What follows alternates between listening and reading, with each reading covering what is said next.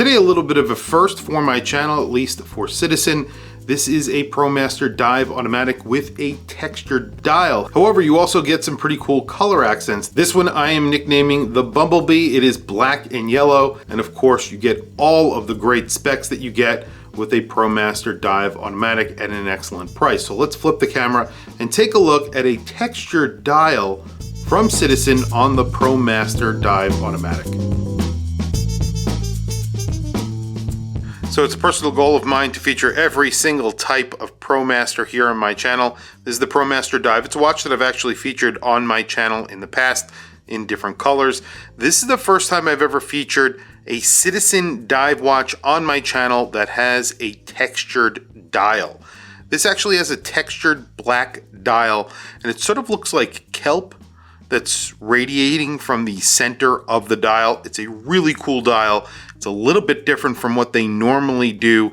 Citizen do very nice dials on their higher end watches. I've never seen them do a textured dial on a watch that costs what this costs. So pretty impressive. I'll do plenty of close-ups of it. Also, the colors on here are cool as well. So you have applied indices, those are filled with white lume. You have your typical Citizen Promaster dive automatic hands. Those are in a silver color, except for the minute hand, that is in a yellow color. That matches the chapter ring that is in yellow, and then you have a black bezel. So black dial, yellow chapter ring with black markings on that chapter ring, and then a black bezel. This is a 44mm case. It's basically the same Promaster dive automatic that we are used to, except it gets some special colors and a texture. You still have the crown at the 8 o'clock position. That's actually how you can tell that this is an automatic. If this was Eco Drive, it would be at the 3 o'clock position. 44mm case is very deceiving with this watch. It wears more like a 42mm. The Japanese do this really well. So usually a case that is 44mm wears like a 42mm watch in my experience with most Japanese dive watches, and obviously this is no exception. So at the bezel itself, it's actually a little bit smaller, so about 43mm, but if you do measure it at the case, you're getting basically spot on 44mm. Not a thick watch. It is automatic. It's powered by an 8 series Miyota movement. It does hack, it does hand wind, and that is very good because that was something that it did not do in the past.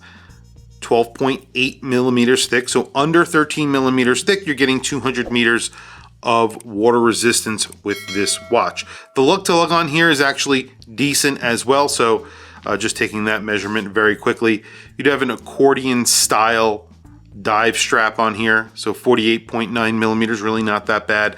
On the back, you do have a screwed in case back and screwed in crown, of course.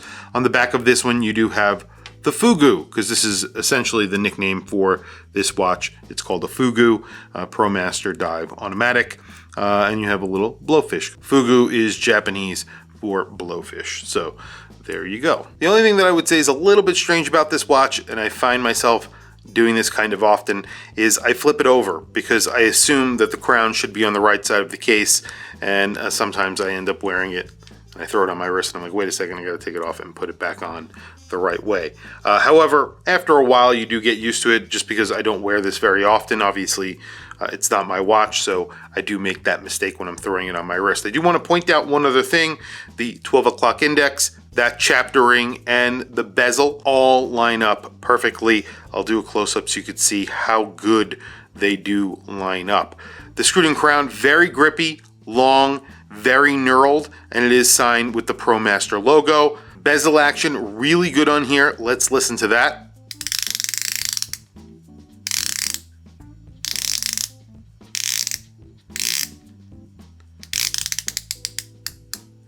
Very grippy unless you grip it on areas where there's no knurling. Where the knurling is, it's very, very grippy, very easy to turn. I did want to mention you do have an arrow for the second hand. There is a little bit of lume on there. It's also in yellow. That matches that minute's hand and of course that chapter ring like I was mentioning before. Finishing on here is excellent, of course. Citizen do an incredible job with finishing. A lot of their watches I think are finished way better than they get credit for, and I really do think that they deserve a lot more credit for. Their overall fit, finish, and quality definitely beats the like of Seiko in a lot of categories, especially when it comes to price. This is a pretty fantastic watch. You do have a pretty generic buckle on here. I would say that's probably the only improvement I would make on this watch. This is a $550 watch. You do get a sapphire crystal as well. I do want to mention that, something that is very important. And they do offer 15% off if you sign up with an email, if it's your first purchase.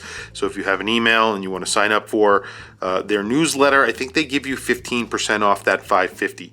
So right off the bat, you're getting it under $500 for this watch, which I think is an excellent price, especially considering that it has a textured dial and it's from Citizen. It's an automatic 200-meter ISO certified dive watch. You cannot go wrong with this watch. Very rugged, very reliable. It's everything that the SKX could have been. I think that they've basically done it with this watch. Very quickly, I'm going to show you what I have on my wrist, and then we will do a lume shot. Today I have a Bulova on, and this is a recent purchase for me. It is a crazy cool watch that I just recently bought. It's a vintage Bulova oceanographer. A lot of people call it a Submariner, obviously with good reason, because it looks a lot like a Submariner, but it is pretty different from a Submariner. And I made a video for this watch, and tons of people in the comments were like, please, Bulova, reissue this watch. And I really do agree with them. They should. Citizen Group, definitely pay attention to this watch. It is so cool, and I think people would love to get their hands on this. Anyway, very quickly, I will throw the Promaster Dive Automatic on my wrist. Well, there you go. On my 7.5-inch wrist, it definitely does not wear like a 44mm watch at all. It wears like a 42mm watch, and it's comfortable. The strap is really comfortable. It tapers really nicely. Everything about this watch feels like quality. It feels like a quality made watch, and overall, it looks great as well. So, very quickly, a lume shot, because the lume on here is actually pretty good.